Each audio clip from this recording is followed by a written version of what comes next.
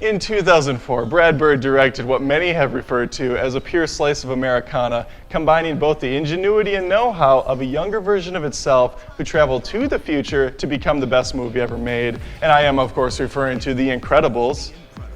I truly believe you have no idea what you just said. But it was hard for me to pick my best Pixar film. I mean, I like the Toy Story series, but for me, Finding Nemo was one of the best Pixar movies ever made. Wow.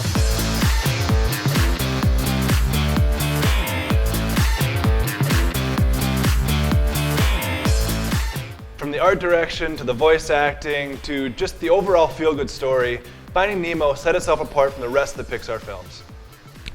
Play the clips. That's not how this works. Oh, I got something to tell you! Mine. Don't make any sudden moves. Hop inside my mouth if you want to live. The Incredibles plays out as both a great action film and a fantastic suburban sitcom, and you get a lot of great scenes from both. We get the at-home situations such as Dash messing with his teacher at school, and the father gives his typical fatherly response where he's just proud that he was able to run so fast the teacher couldn't see him. He moves! Right there! Wait! Right there! We get the family life with the kids fighting.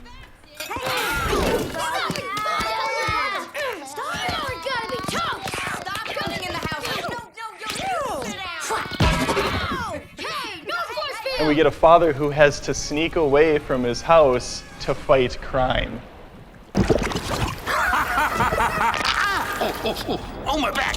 And all these things come together to encompass the overall theme, which is, family togetherness, working together to become stronger, take on any obstacle sort of thing. Finding Nemo doesn't have any of that.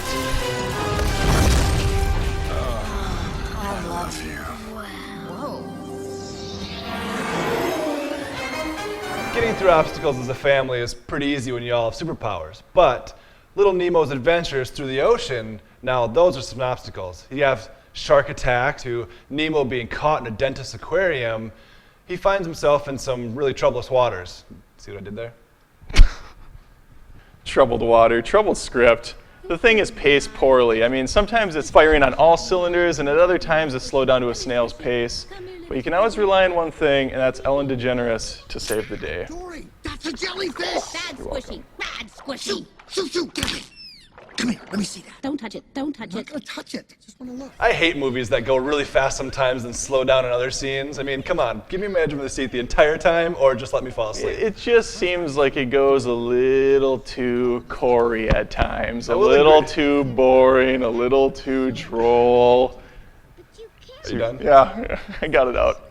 There is one point I'll agree with you on, that is that Dora, played by Ellen, really steals the show. I mean, to take her comedic acting style and to bring it into this film, that's just flawless. Run a clip on that? We got something to What? show? You keep saying this. A boat? Hey, I've seen a boat. You have? Uh-huh, and it passed by not too long ago. A white one? Hi, I'm Dory. Where? Which way? Oh, it went, this way. It went this way. Follow me. Thank you so much! Ellen has to compete with some hard competition over on Incredibles' side, and that starts with Craig T. Nelson coaching his way through this thing. Because IMDb said that's what his name was, so we're just gonna go with that. Well, I didn't really know it. But then there's Elastigirl, played by Holly Hunter. Well, once again, not a huge name. But we do have the ever-reliable Samuel L. Jackson playing Frozone.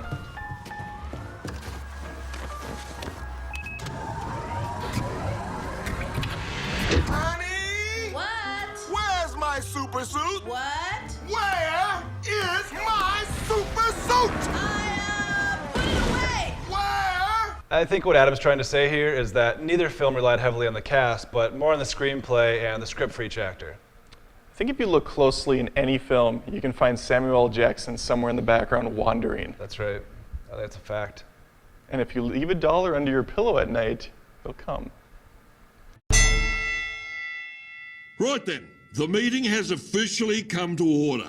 One of my favorite things about Finding Nemo is the personification of all the aquatic characters, like the shark who is in therapy for eating the fish. Change this image. I must first change myself. Fish are friends, not food. Except stinking dolphins. Dolphins! Yeah, they think they're so cute. And how the school teacher, the stingray, acts as a school bus and all the little kids get on board and they go off to the Manta schoolyard. ray, but that's fine. Well, He's it's a school bus. It's a I guess. stingray. I mean, you got the tail and they're... Pretty sure he's a manta ray. Manta rays are larger than stingrays. I mean, they're the larger portion of the stingray, family. I believe, part of the shark family. Manta ray, not as much. Shark family. I don't recall seeing the manta ray or the stingray on Shark Week taking out a seal. The aptly named Seal Island is home to 10,000 Cape Fur seals.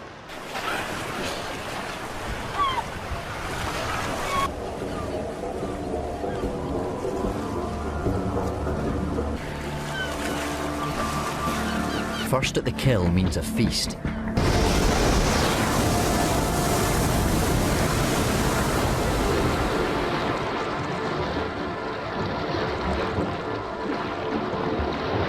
And some of the best parts of the film are when Nemo and Dory are just together, and Dory, her forgetful self, is just running into him, and they meet each other for the first time over and over and over again.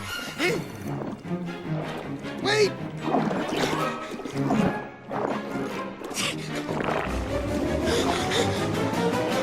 Will you quit it? What? I'm trying to swim here. Corey laid out a couple piddly scenes, and I did some earlier, but if you want a little bit more, here's what I'm going to give you.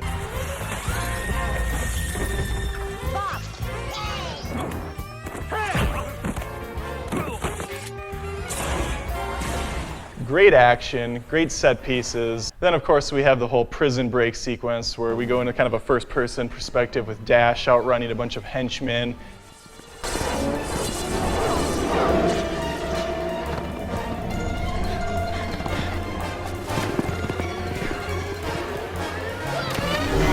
I mean, the whole thing is just spectacular. I think there was a zebra somewhere in the background who's, of course, part of the elephant family. Oh, I see what you did there.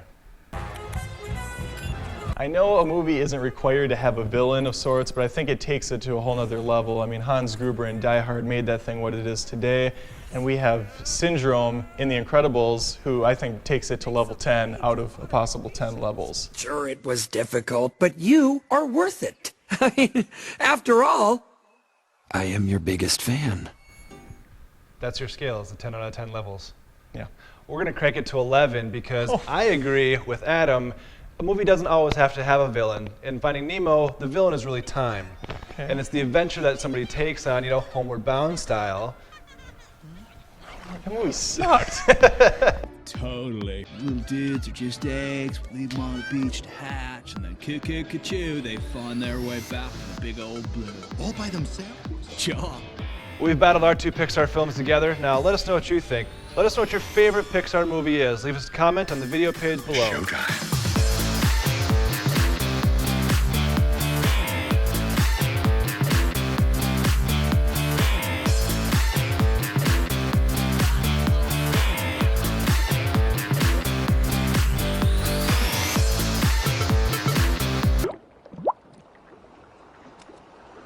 Nice.